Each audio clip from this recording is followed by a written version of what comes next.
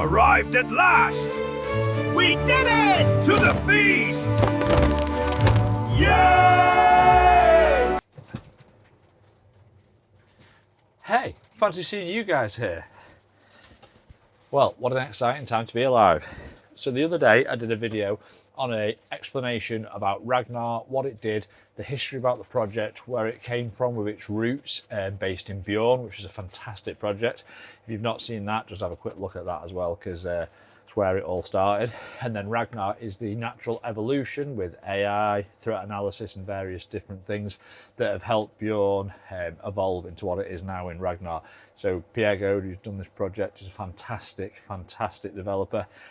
Do me a favor, before you even continue this video, stop, I'll wait for you, head onto his GitHub, give him a star, let him know, share the love. It's absolutely incredible what he's done, and we should really appreciate these developers and what they do in the hard work and effort and late nights that they put into making these projects so good for us.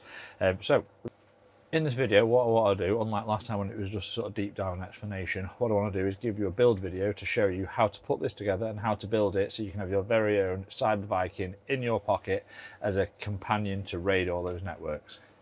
So what are you going to need to successfully do this project for your Ragnar?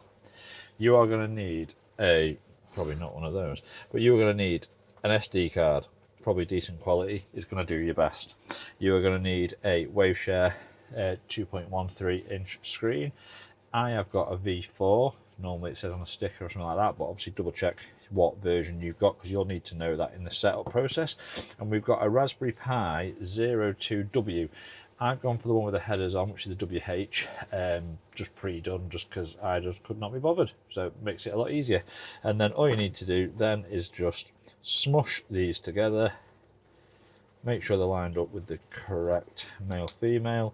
Smush them together, make sure it's nice and level, and you're away. And then all you'll need is an SD card reader, just so you can flash your Raspberry Pi image. If you don't have Raspberry Pi Imager, head over to the Raspberry Pi website and search Imager, go to downloads, and you can download this to whatever operating system you have. I'm on Linux, so if mine looks a little bit different to yours, that is the reason.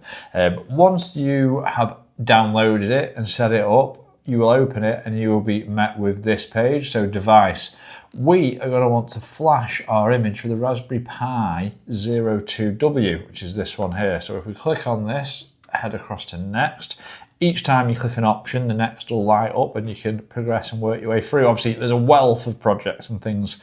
As you can see here, it's well worth, when you get a minute, just looking for all these different operating systems. There's games, there's emulators, there's all manner of cool stuff. There's Kali in here as well, Kali Linux. So yeah, have a work through this. It's well worth it. But we will want this top one, which is the Raspberry Pi OS 64-bit. Click that, come over to next, and then it will show when I plug it in, our SD card. Obviously down here I've got exclude system. If you click that, it shows that W blue. That is my actual hard drive. We don't want to mistakenly reflash over our hard drive, because that just is hassle and we don't need to start flashing stuff, do we?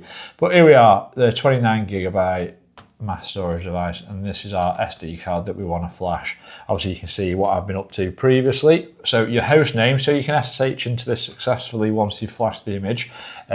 Do Ragnar for your host name. Come across to next. This is I'm in the UK, so I want GB and I want London for my time zone. Username will be Ragnar with Ragnar as the password as well. This is what you are going to need to SSH into as well, so make a note of that. Obviously there is your Wi-Fi, SSID and password. They don't match. What am I doing? Why am I making this hard?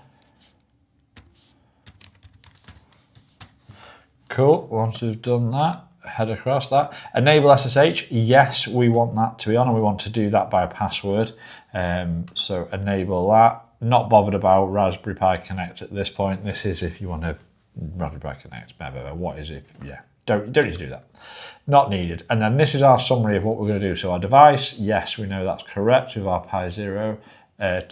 Then we have our 64-bit image and our generic storage device. Yes, let's hit that. Gives us a second just to really make sure we want to do it. And sit back, relax, go get a coffee, get a beer. You do you for a minute, and we'll come back to this in a second once it's finished. That is us done and dusted for our Raspberry Pi image. So what's next, I hear you all say? Well, we pull our SD reader out of our machine. We scramble over to get our Raspberry Pi Zero, and we swap out the memory cards. So we get our newly flashed memory card into our Raspberry Pi 2, make sure that sits nice and snug, and we power her on. Obviously this first boot can take a couple of minutes, so plug it in, let them rock and roll, and in the meantime you want to get yourself up something like either Angry IP or Thing, the app, or something. Network Scan is another good app, and what this allows you to do is find the IP that your Raspberry Pi is connecting to and what's been allocated to it, because that is what you're going to need to SSH in. If you haven't SSH'd in or done a secure shell, now you're going to learn. So go into your terminal. So for all you lucky girls and boys who haven't done an SSH before, type SSH, and we want Ragnar, which is our host name, which we put in when we were flashing the image. And now I've let my device set up and run. We are 192.168.50.45, and I pressed unlock while I was doing that, didn't I? And then there we go. We should get a nice prompt to say yes please for the fingerprints, and then this is where we put Ragnar in again for our password that we set. This should now let us beautifully in to so we are now wirelessly, through the power of magic and science, and all things great and glorious, connected to our Pi 2.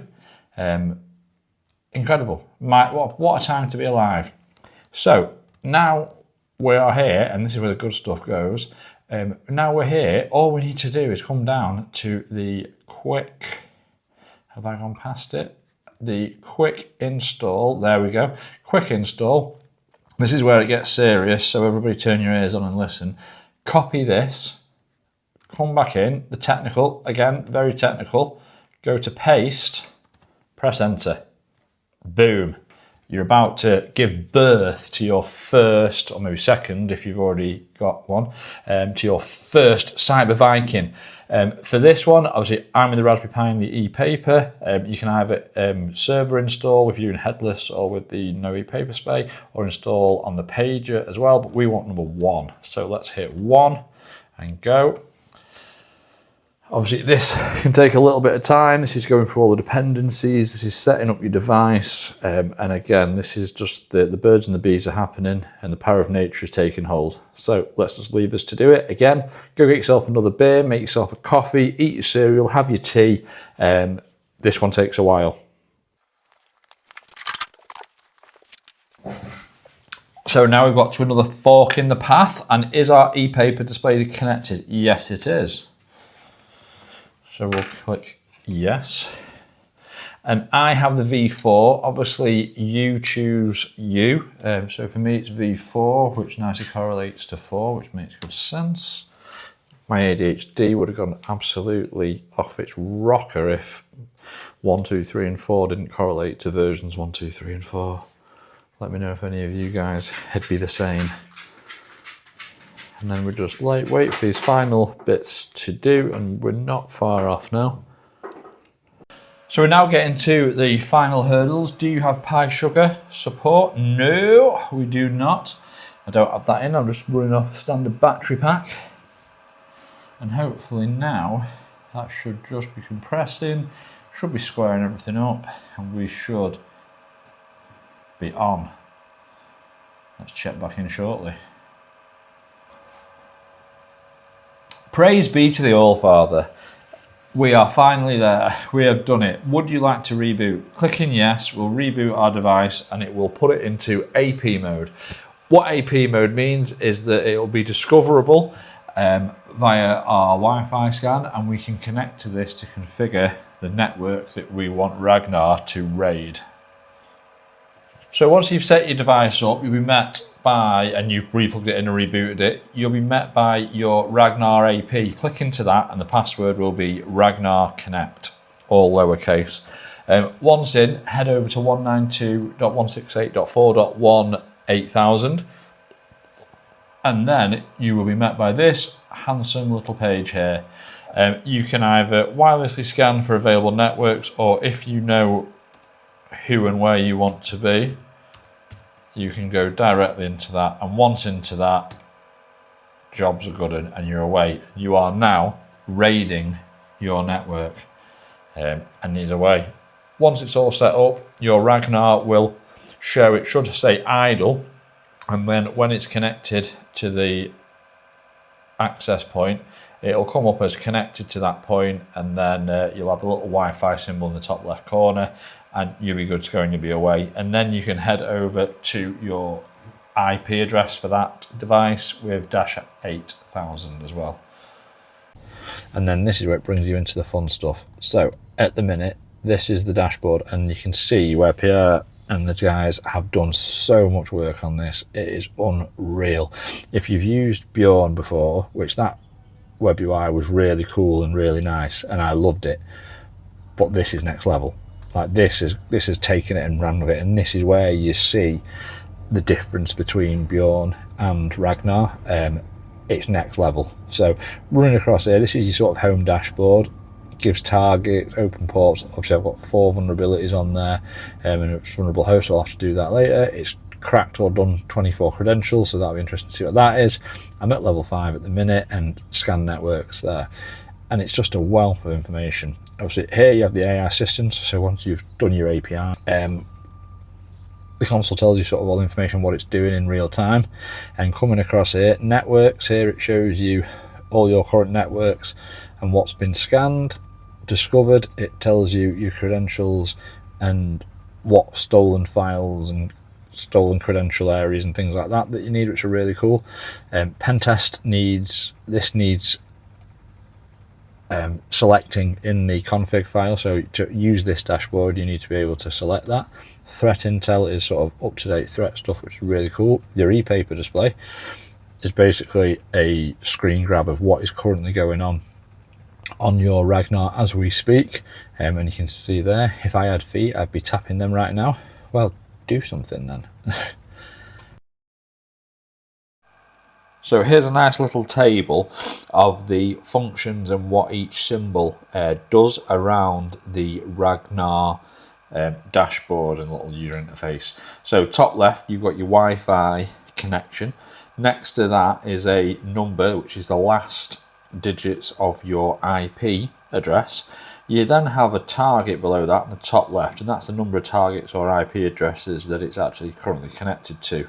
Next one across is what looks like a banner, and that is the number of open ports that it is currently finding. Next, you've got like a broken shield. That is the current number of vulnerabilities in those ports and on those IP addresses. Left hand side underneath the target, you have got a padlock, and that is the amount of cracked credentials that Ragnar has found. Then a zombie, and that is the amount of zombified machines with persistence through WIP.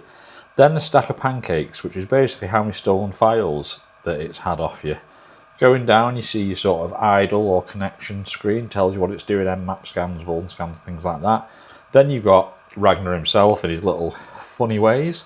And then you've got sort of a little exploding neuron, which is the total amount of devices and things that it's done and connected to. So basically represents its knowledge base. And then the acts, which is the total amount of attacks that it's able to do at this time when it's unlocked. System monitoring just tells you sort of up to date where your Ragnar system is up to, and then connect. This is just a way of connecting to any networks that you want to potentially pen test. You can scan as well, and yeah, just really cool stuff. Amazing work. And you can scan and connect to any Wi-Fi networks you want to off that connector there. Once you're into the config as well, it gives you can do over-the-air updates, you can control the service and data management. The Pornogotchi as well is really cool. So you come into this, you jump on, you just enable Pornogotchi, and then you can switch between Pornogotchi and Ragnar as well, which is really cool. I love this, and again, you can just update that and do everything from this, so you don't have to jump on the computer, you don't have to jump on the terminal and do anything. You can just come onto this web UI and update that and get that Pornogotchi feature. Here's where you put your your API key for your ChatGPT, and then just various other automations. You can click these different vulnerability scannings, automatic attacks, pen test mode, and generally just completely and utterly make this device your own. Really cool, really good, and that's it. That's how quick and easy it is to build. There's not much to it, and it's just super easy and super good fun. Once you are fully connected, you're happy with Ragnar, he's raided and pillaged your own network as much as he can to an inch of all of the villagers' lives. He's looted everything.